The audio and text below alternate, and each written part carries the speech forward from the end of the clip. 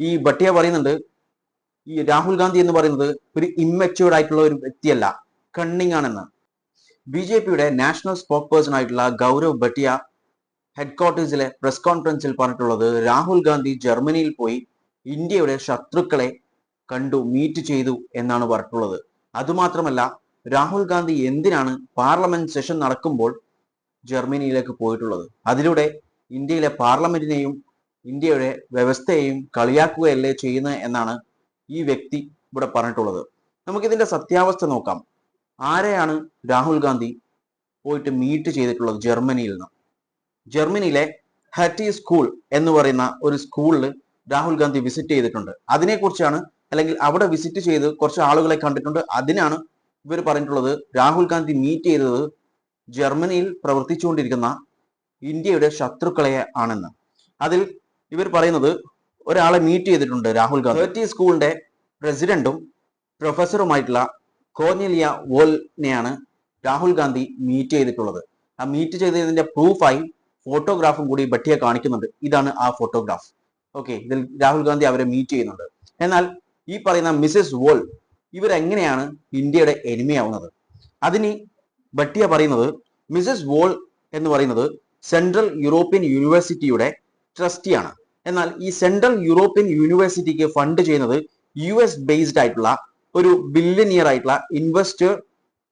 Investor ആയിട്ടുള്ള George Soros open society foundation ആണ് ഈ ഒരു യൂണിവേഴ്സിറ്റിക്ക് ഫണ്ട് ചെയ്യുന്നത്.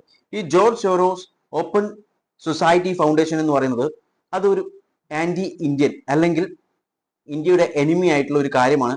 ഇന്ത്യയിൽ ഒരുപാട് ഇല്ലീഗൽ ആക്ടിവിറ്റീസ് ഇവർ ചെയ്യുന്നുണ്ട് എന്നാണ് പറയുന്നത്. ഇത് ഇപ്പോൾ തുടങ്ങിയ അലിഗേഷൻ അല്ല, ഇതിനു മുൻപും BJP അല്ലെങ്കിൽ നമ്മളുടെ സർക്കാർ ഈ ഒരു കാര്യം പറയുന്നുണ്ട്. ഈ ഒരു സൊസൈറ്റി, അതായത് ഓപ്പൺ സൊസൈറ്റി ഫൗണ്ടേഷൻ, ജോർജ് സോറോസിന്റെ ഓപ്പൺ സൊസൈറ്റി ഫൗണ്ടേഷന് ഇന്ത്യയിൽ ഒരുപാട് ഇല്ലീഗൽ ആക്ടിവിറ്റീസ് ചെയ്യുന്നുണ്ട് എന്ന് കണ്ടെത്തിയിട്ടുണ്ട് എന്നാണ് പറയുന്നത്. ഇതിന്റെ സത്യാവസ്ഥ എന്താണ്? ഈ ജോർജ് സോറോന്റെ open society foundation world wide ആയിട്ട് പല ഓർഗനൈസേഷൻസിനും ഫണ്ട് ചെയ്യുന്നുണ്ട്. അവരുടെ മെയിൻ വർക്കിംഗ് എന്ന് പറയുന്നത് human right, justice, democracy, rule of law, transparency, education, അതുപോലെ ഹെൽത്ത്, ഈ കാര്യങ്ങളിലൊക്കെയാണ് ഇവർ ഫണ്ട് ചെയ്തുകൊണ്ടിരിക്കുന്നത്. ഇവർ ഇന്ത്യയിൽ ആക്റ്റീവ് ആയിട്ടുള്ളത് ലൈറ്റ് 1990s മുതലാണ്. ഇവർ ഇന്ത്യയിൽ ആക്റ്റീവ്. ഇന്ത്യയിൽ അവർ ഫോക്കസ് ചെയ്തിട്ടുള്ളത് ആദ്യം തന്നെ ഇനീഷ്യലി അവർ ഫസ്റ്റ് തന്നെ ഫോക്കസ് ചെയ്തിട്ടുള്ളത് സ്കൂൾ സ്കോളർഷിപ്പ് ആയിരുന്നു.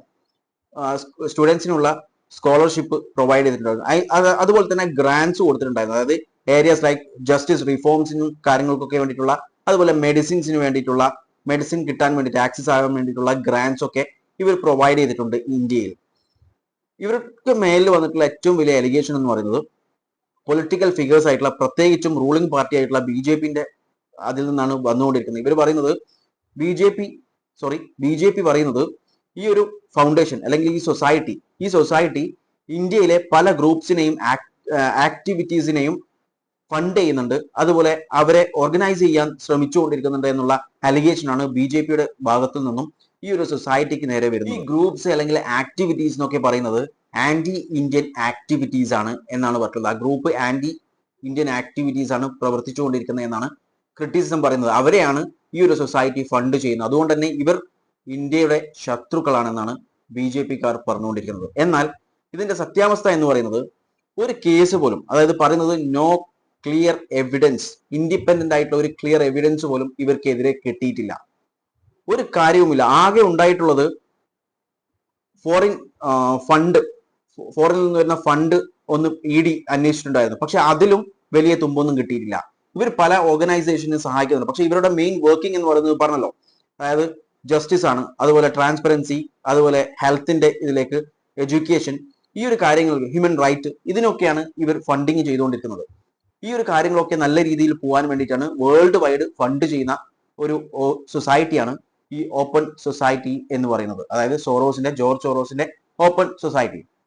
ഇന്ത്യയിലെ ഗവൺമെന്റിന് പോലും അന്വേഷിച്ചിട്ട് ഒരു തെളിവ് പോലും ഇവർക്കെതിരെ കിട്ടിയിട്ടില്ല. അതായത് ഇവർ ഇന്ത്യയുടെ ശത്രുവാണ്, ആന്റി നാഷണൽ ആണ്, അല്ലെങ്കിൽ ഇന്ത്യക്കെതിരെ പ്രവർത്തിക്കുന്ന ഒരു ഓർഗനൈസേഷൻ ആണ്, അല്ലെങ്കിൽ സൊസൈറ്റി ആണെന്നുള്ളതിൽ യാതൊരു തെളിവും ഇന്ത്യൻ ഗവൺമെന്റിന് കിട്ടിയിട്ടില്ല. ആകെ ഉള്ളത് ഈ ഭട്ടയെ പോലത്തെ ഒരുപാട് പൊളിറ്റിക്കൽ ഫിഗേഴ്സ് എന്ത് ചെയ്യും, എപ്പോഴും ഇവരെ ക്രിട്ടിസൈസ് ചെയ്തുകൊണ്ടിരിക്കും. ഇവർ ആന്റി നാഷണൽ ആണ്, ഇന്ത്യയുടെ എനിമിയാണ്, അങ്ങനെയൊക്കെ പറഞ്ഞിട്ട് എപ്പോഴും ക്രിട്ടിസൈസ് ചെയ്തുകൊണ്ടിരിക്കുന്ന ആ ഒരു കാര്യം മാത്രമേ ഉള്ളൂ.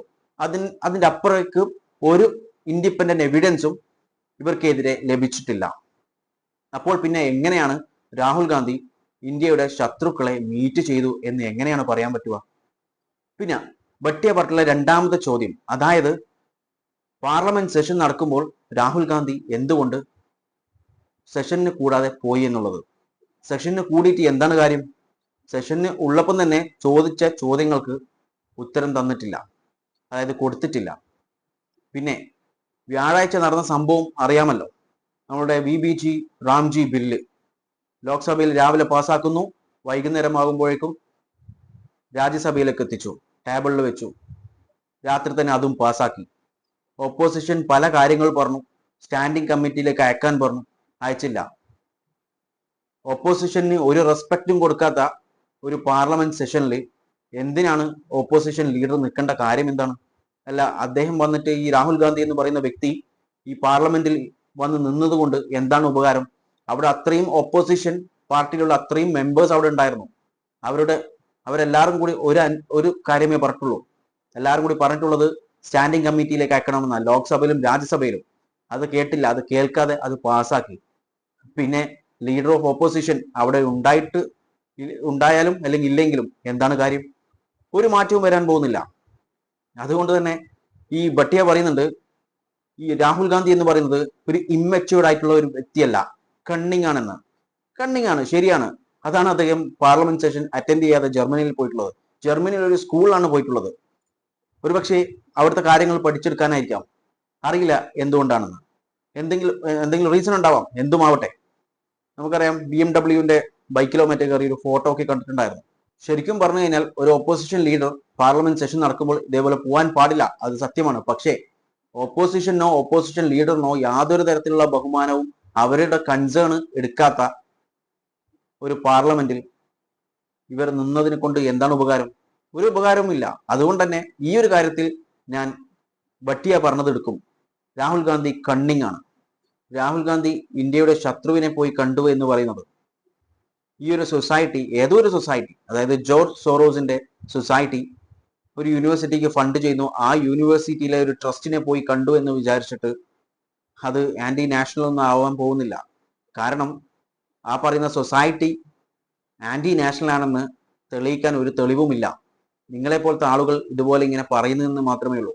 അതിൻ്റെ അപ്പുറത്തേക്ക് യാതൊരു തെളിവും ഇന്ത്യൻ ഗവൺമെന്റ് പ്രൊവൈഡ് ചെയ്യാൻ പറ്റിയിട്ടില്ല.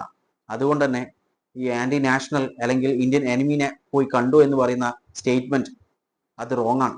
ഇതിനെക്കുറിച്ച് നിങ്ങളുടെ അഭിപ്രായങ്ങൾ കോമന്റ് ബോക്സിൽ രേഖപ്പെടുത്തുക. വീഡിയോ ഇഷ്ടപ്പെട്ടിട്ടുണ്ടെങ്കിൽ ലൈക്ക് ചെയ്യാനും മറ്റുള്ളവരിലേക്ക് ഷെയർ ചെയ്യാനും മറക്കല്ലേ. And thanks for watching me and stay tuned for another video. Okay, thank you.